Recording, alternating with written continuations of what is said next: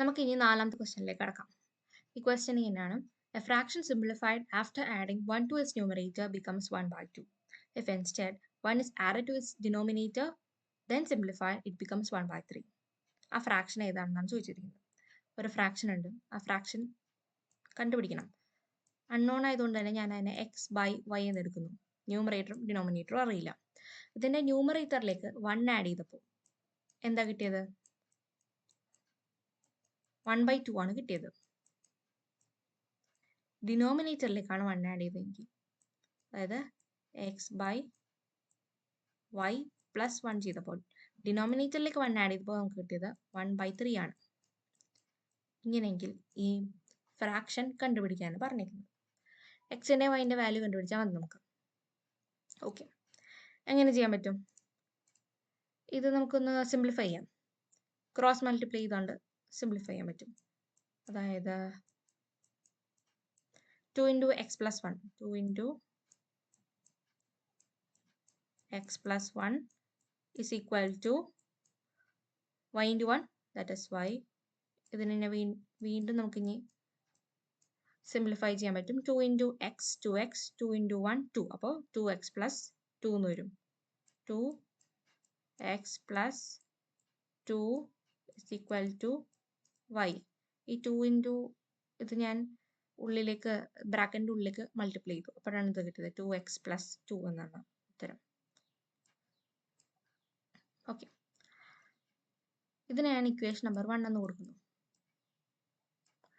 ഇനി ഇതിന് നമുക്ക് സിംപ്ലിഫൈ ചെയ്യാൻ പറ്റുമല്ലോ. അതുപോലെ തന്നെ ക്രോസ് മൾട്ടിപ്ലൈ ചെയ്താൽ മതി. 3 into x, it is 3x equal to y plus 1 into 1, y plus 1. അതങ്ങനെ തന്നെ ഇരിക്കട്ടെ. ഇത് ഇക്വേഷൻ നമ്പർ 2 ആണ്. ഈ രണ്ട് ഇക്വേഷനിലും ഒരു കാര്യം ശ്രദ്ധിച്ചാൽ നമുക്ക് മനസ്സിലാവും.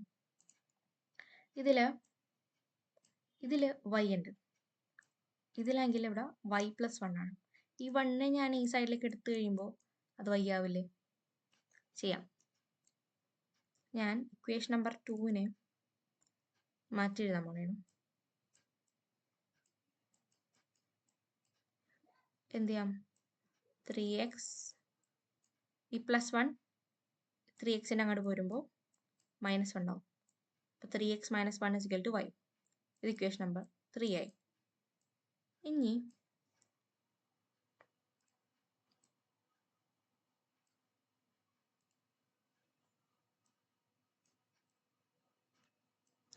ഇക്വേഷൻ നമ്പർ 3 ആയി. ഇനി ഇക്വേഷൻ നമ്പർ 3യും ഇക്വേഷൻ നമ്പർ 1ഉം നോക്കാം. രണ്ടിന്റെയും RHS എന്ന് പറയുന്നത് y ആണ്. RHS രണ്ടിന്റെ ഈക്വൽ ആണെങ്കിൽ LHS ഈക്വൽ ആക്കില്ലേ? ഈക്വൽ ആയിരിക്കും. അങ്ങനെ നമുക്കത് ഇക്വേറ്റ് ചെയ്യാലോ. 2x plus 2 equal to 2x plus 2 equal to 3x minus 1 എന്ന് പറയുന്നത്. ഇനി നമുക്ക് ഇതിനെ സിംപ്ലിഫൈ ചെയ്യാം.